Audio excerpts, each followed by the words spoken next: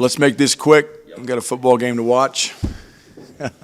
But good win for the Buffs tonight. It wasn't pretty at times. We still have a lot of work to do in a lot of different areas, but our guys show grit and toughness when they need to. But for us to extend leads and kind of put games away, we've got to become better defensively, and we've got to become better at taking care of the basketball. You had 16 turnovers against Montana State. We had 18 tonight against New Mexico. I knew that's an area of concern for us in practice the last 3 weeks. So at some point, if we don't get that under control, it's going to cost us a game. But didn't cost us Tuesday, didn't cost us tonight. But we've got a lot of improvement to make. But overall, some guys did some good things tonight, made some plays, and we just got to continue to move forward and get better. Coach, you mentioned the kind of grit of this team. I know it's only 2 games and plenty to improve on, but that's got to be a good sign and something to build on going forward, the way they haven't buckled late in both these games. Right. Yeah, and look, we've got a competitive group, and we talked about it last spring with the returning guys, Evan and Eli, and then the freshman class that are now sophomores.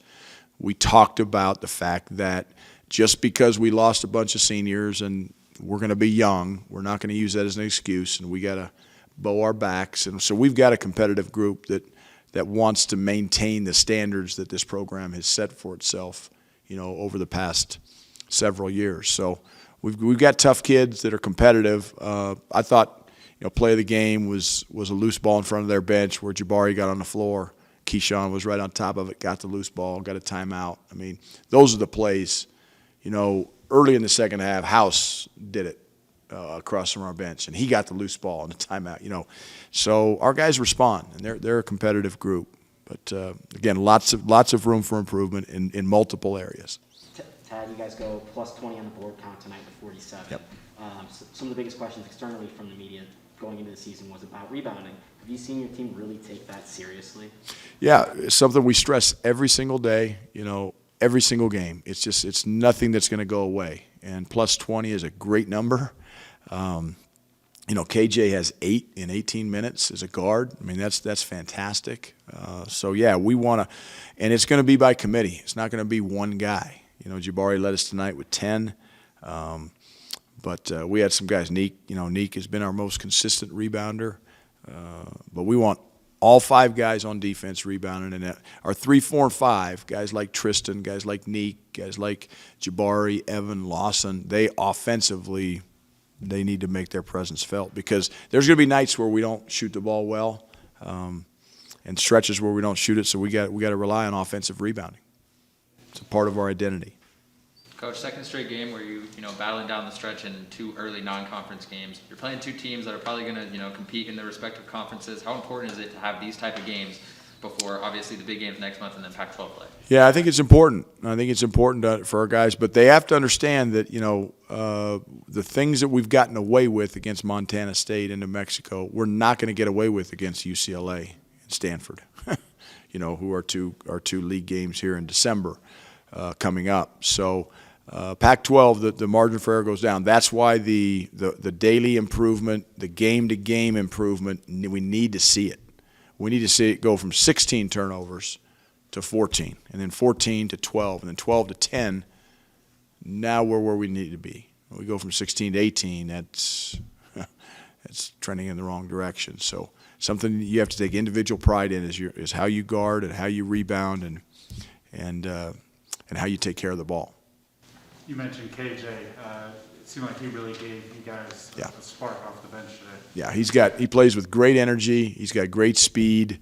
He's going to be a really good player here. He's really coachable. He really is. I mean, he made some plays off 2 feet tonight that 3-4 weeks ago he would have left his feet and charged or turned it over. I mean, he's really trying to do what the coaching staff's asking him to do, and he did a great job, I thought, looking for Lawson. But it's a learning curve for him. He's playing against veteran guards tonight. I mean, House is a junior.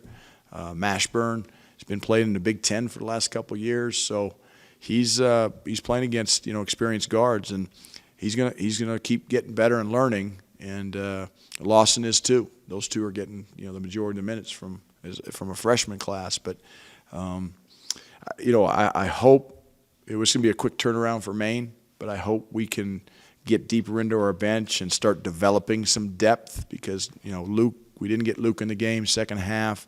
We shortened our rotation a little bit. Julian hasn't played the first 2 games. He was a little under the weather, yesterday with practice. So, but I want to get those guys some extended minutes, because I think they're going to be times where we're going to need those guys this year. So, we got to keep getting better and gaining experience and learning and getting better.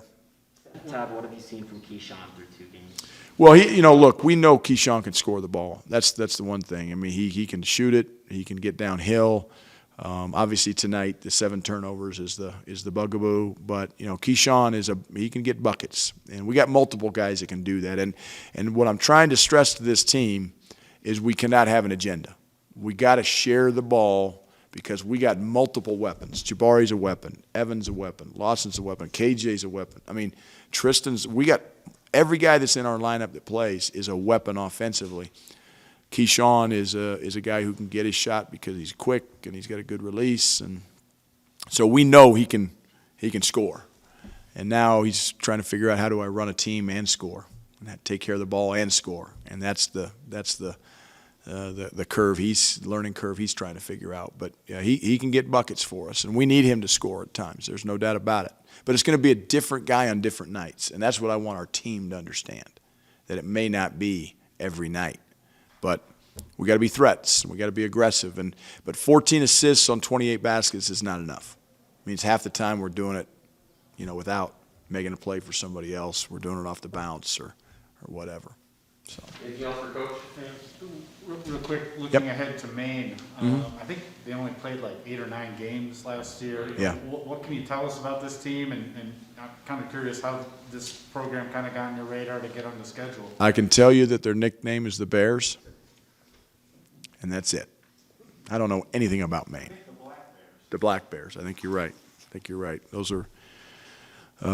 We did, instead of spelling bees in our road trips as a family, we did college mascots.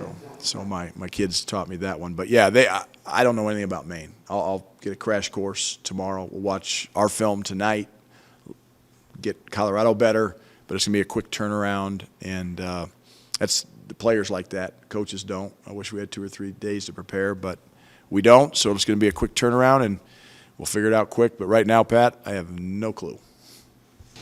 I plead ignorance.